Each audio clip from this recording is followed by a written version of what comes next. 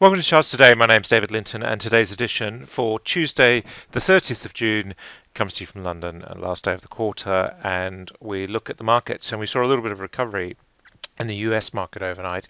The dollar index is still pushing higher, hitting a little bit of resistance there, but we do have this upside target building some 2% higher, and we are finding some support.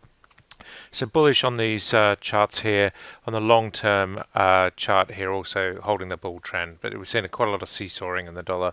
But for the moment, it's looking bullish, which means that the euro is looking more bearish against the dollar, still below the cloud there. Long-term bearish, medium-term bullish. So quite a mixed picture. And of course, we had a high and a low set in March, which is really going to dominate things until we break those. The yen has been sitting at about the 107 level, but the dollar's slowly creeping towards 108. So we are just seeing a trending there on the short-term chart, but we have been very much in sideways mode now for 3 or 4 months. Sterling sitting at 122.76. It's weaker against the dollar, and we're seeing downside targets there. And against the euro, we see 109. So we have fallen through that 110 level. So sterling is now looking pretty bearish there as well. And against the Swiss franc down to 116.77. And then against the Aussie, 179. So again, we've seen a consistent falling against that stronger Aussie dollar. So that's quite key. Bitcoin just sitting in the low 9,000 areas, and not much change there overnight. But we are in this range really, and we just can't break the 10,000 level. As we mentioned, the S&P 500 index, the US markets were broadly up. We saw that up 1.5% yesterday after a big fall on Friday. Of course, we were down 2.5% on Friday, up 1.5% yesterday. So that is a bit like 5 steps down and 3 steps back. And if we look at the NASDAQ, we saw also a bit of recovery there, but we are just struggling on these shorter term charts, and the Dow Jones also still bearish below the cloud. And we're looking at the weekly candles. With that bearish week last week is just going to hang over us as well. The futures, we're seeing the S&P future down 0.4%, and the Nasdaq E-mini down 0.1%. We were lower on the futures yesterday, not by this much, but we did actually end up closing higher. So it's interesting that there is some inherent strength there intraday, but this seesawing after making that top that we've seen is just creating a little bit of uncertainty. The futures in the UK down 1% this morning, and if the UK market down just under 1%. And if we look at the DAX, we see here also that we're down 0.25%. So the recovery in US markets was mostly taken into the European market stride yesterday before the close. The CAC Quarant was up down 0.25% this morning, so it's looking more bearish there. That long-term chart just hitting resistance. Japan was up 0.7%, still bearish on the long and short-term charts.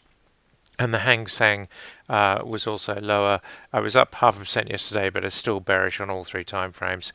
And the Chinese market was actually up 0.75%, looking a bit stronger here. The Sensex in India was up 0.5%, and that recovery continues. And the Aussie market up 1.4%. Having really suffered lately, so we're still bearish below the cloud there as well. The resource-laden economy, of course. Gold hovering at 1771, so still edging towards new highs and bullish on all 3 time frames. New upside target to 1820, not yet activated. New highs would do that. Silver is down very slightly, but bullish on all 3 time frames. And US 10-year yields in the doldrums at 0.63%, just steadily falling lower. It'll be interesting to see if we break support there as well. Taking a look at the energy mix, Brent crude is down just under 1% this morning, but still holding into that bullish territory there, and the short-term chart looks set to be coming back out into the bullish range as well. WTI not quite as bullish as Brent this week. We've got downside targets, but still looking set to recover on that short-term chart. US NatGas, after a terrible week last week, the new contract jumped yesterday, but we're down 1% today. It will be interesting to see if we go back to those lows. Downside targets here to the low 160s. We're sitting in the 170s at the moment. Coal is off 0.5%, but the recovery in coal is really looking quite significant, and that is really interesting that we're just starting to come into the cloud there. We do have a long-term downside target on coal, but for the moment, we are looking more bullish on the shorter term. Emissions jumped yesterday. That activated a new upside target to 30 euros 20. We do have a little bit of a downside target today, but don't be surprised if we don't meet that. The inherent bullishness means that we probably won't meet the downside targets and we will exceed the upside targets. MBP jumping this morning, and that's looking more and more assured. TTF still needs to get above the €6 mark, back to testing resistance, so that's quite key. And if we look at summer gas, we're sitting up this morning as well, but still a long way from making a new uptrend. And German power, well and truly back above the €40 mark, back into upside targets. And the 60-minute chart, we've got targets as much as 5% higher, so that's looking pretty good as well. That's it for today. Until tomorrow, happy charting. See you then.